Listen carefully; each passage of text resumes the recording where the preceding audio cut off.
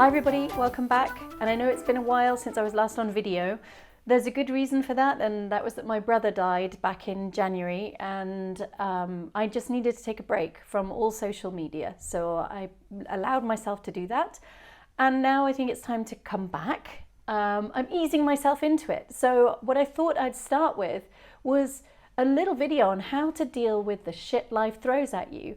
Now, this comes out of a number of comments and questions that I get from people, friends and family or whatever, that generally say, you know, how do you do it? How do you deal with things? How do you get back up and deal with these difficult situations?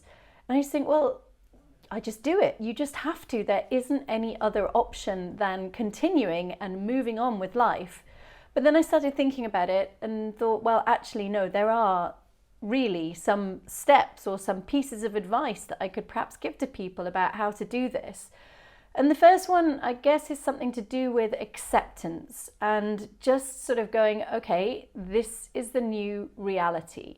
Of course, the first thing is to see, is this the reality? Is it real? Is this something that's actually happening? Can I change this? This kind of pushing the boundaries.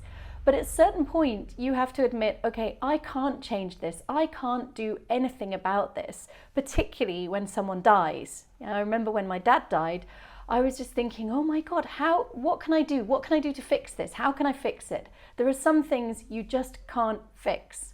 And that's it. And that's about acceptance. And I say it like it's a tick list, like it's something that you could just tick off the list and that's it, job done. It's not. It's something that is going to take you a long time to accept. But working towards, okay, this is the new normal. This is something that is now my reality. That's probably my first step. Another really useful thing that I find is to vent. And this is actually backed up in psychology as well, but this idea of being able to complain about it to someone. Complaining is not going to fix your problem, but it will make you feel a little bit better, or it might do. Just being able to say all those maybe stupid things that you want to say about this situation, how unfair it is, why does this happen to you, what's going on, all of that. Find someone who is going to be able to sustain that venting and then maybe even encourage it, and then work with them to get all of that off your chest, that annoying, the frustration of it. Get it out there. The next one could be a little bit annoying if you're in the middle of dealing with a really shit situation, and that is to try and find the positive. Now, I don't mean put a positive spin on it.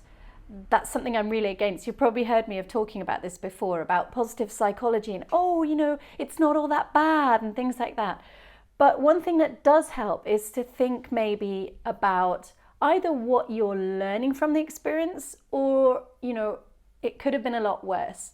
In the case of my brother and his terminal illness, for me, it really helped me to think, okay, I am grateful for the fact that we can now travel. I'm grateful for the fact that he didn't become terminally ill during the pandemic when we weren't allowed to travel. Because even though this is a shit situation now, or it has been a shit situation, it would have been a lot worse had it happened earlier on. So trying to hold on to some kind of gratitude, to some kind of vision of something that is slightly more positive can be helpful. Again, it's not something you can do the whole time. And you're sort of switching between this venting and finding everything really negative towards, okay, what am I learning? Am I grateful for? And what could be slightly positive about this situation? And again, it doesn't have to be like, oh my God, I'm so happy to have learned so much from the death of my brother. No. So keeping some kind of positivity somewhere, or trying to find that somewhere to build from, is really useful. For me, there's also been something that's really important about switching between a problem-solving mentality and allowing myself to feel the feelings mentality. This is a balance. So we want to be able to feel the feelings that we're having, to justify or to feel justified in the emotions that we have, to just accept them, to let them go over us, whether that's anger, frustration, sadness, whatever it is, they're okay, and we need to be able to feel them and acknowledge them. But at the same time, we want to avoid getting stuck into this situation where we feel paralyzed by those emotions. And what helps me is to think about the problem-solving side. So what can I do now? I'm not going to solve the main problem generally, but there are little things I can do either to make my life better, to support other people, or to just try and get out of this bad situation. So trying to balance those two can be difficult. And one of the things that helps me do that is by thinking about it as a creative challenge. So what is possible from here, and what do I want to achieve? Small things, not massive things. Last two things, really important for this kind of situation, is self-compassion. This sounds like something like, oh, I've got to feel like really sorry for myself and all of this. No, self-compassion is not about feeling sorry for yourself.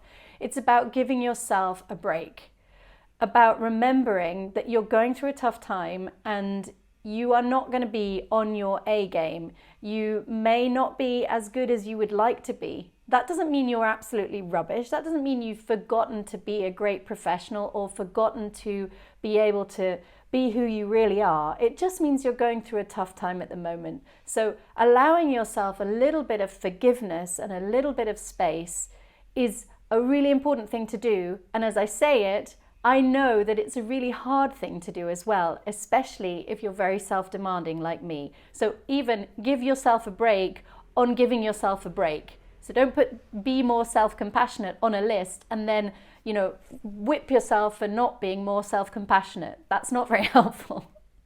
The last thing that I would say is really helpful for getting over a bad situation in life or at work or whatever else is connecting. So allowing yourself the time to connect with friends, with family, whether that is having a dinner together, whether that's having a few beers, whether that's via a Zoom conversation, whatever it is, it's helpful and it's valid and it's useful, and you should put it down as something not as a would like to do if I have time, but important to do because I can connect with other people. And you don't have to talk about your problem with them. Sometimes it's nice just to have a laugh. And I remember when my brother was ill back in November, one of the nicest things we did was sit round with a load of friends playing cards, not thinking about the future, not thinking about the past, and just being in the present, having a laugh. That having a laugh with friends is the most therapeutic thing you can do for yourself when you're in a bad situation. So I hope that's been useful. That's kind of how I get through shit situations. I've been through a few myself, as you know, and I just thought I'd share that with you briefly. Bye for now.